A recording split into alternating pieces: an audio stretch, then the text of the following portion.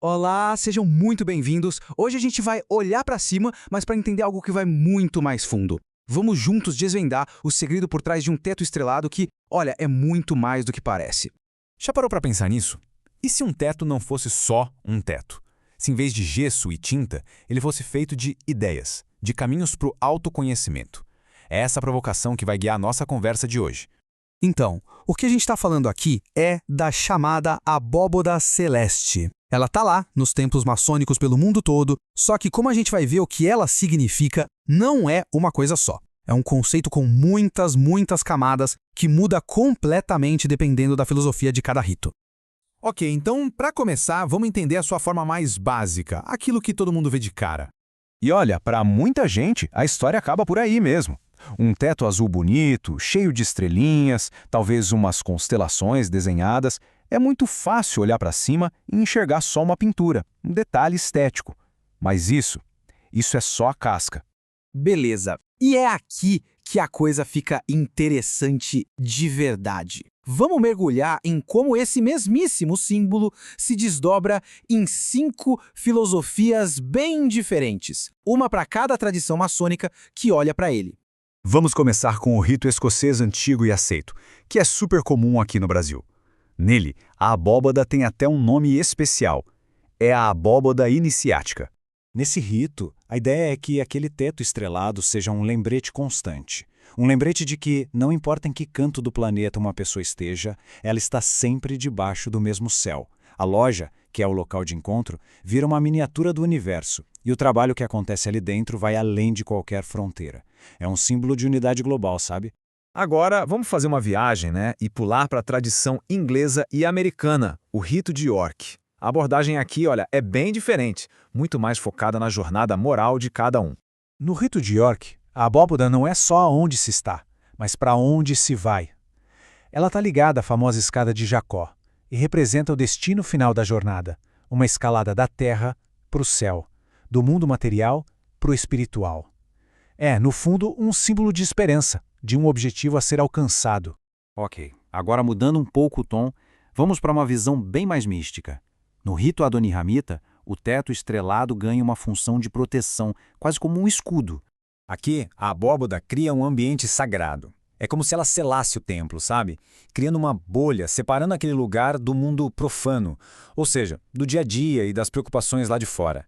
Ela protege os rituais. A luz que realmente importa não vem de fora, mas de cima, do simbolismo do céu. Nossa próxima parada, a França, com o rito moderno. E aqui a gente encontra uma interpretação que tem tudo a ver com a sua origem histórica, o iluminismo. A pegada aqui é completamente diferente. As estrelas não têm nada de místico. Elas são, na verdade, símbolos puros da razão, da ciência, das leis da natureza. A abóbada representa o céu sobre o grande templo da humanidade. E a ideia é que esse templo deve ser iluminado não pela fé cega, mas pela luz do conhecimento para combater a ignorância.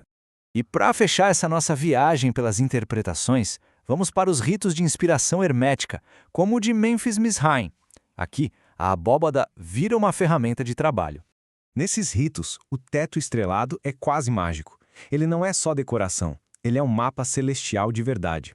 As estrelas representam as influências cósmicas astrológicas que o iniciado precisa aprender a ler e a entender, não para prever o futuro, mas para conseguir dominar a si mesmo. Ufa! A gente viu 5 interpretações bem diferentes para o mesmo símbolo, né? E aí, como é que a gente junta tudo isso? Qual é a foto geral? Para ficar bem claro, vamos botar tudo lado a lado e comparar.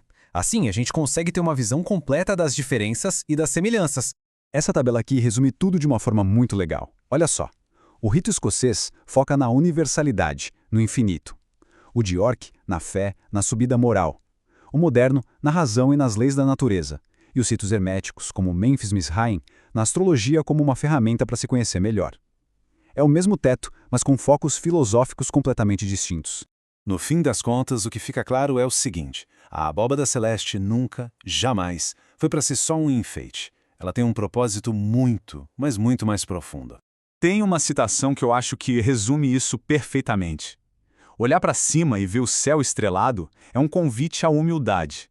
É um lembrete constante de que existe um universo de conhecimento muito maior do que aquele espacinho físico ali. E é aqui que a gente vê o abismo, né, entre uma visão superficial e o significado real.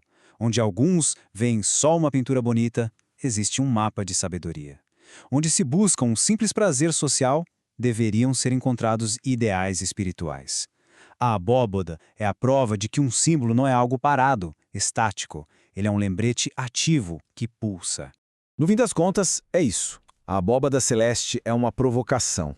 Um desafio constante para olhar além do que está na cara, para questionar o que tem por trás da aparência e buscar um sentido mais profundo em tudo. E essa ideia nos leva a uma reflexão final que vai muito além da maçonaria. A lição da abóboda celeste pode ser aplicada a tudo. Quantos tetos estrelados existem no nosso dia a dia? Símbolos, tradições, objetos que a gente trata como mera decoração, mas que, se a gente investigar, revelam uma filosofia inteira. A pergunta que fica é: o que será que a gente está deixando de enxergar?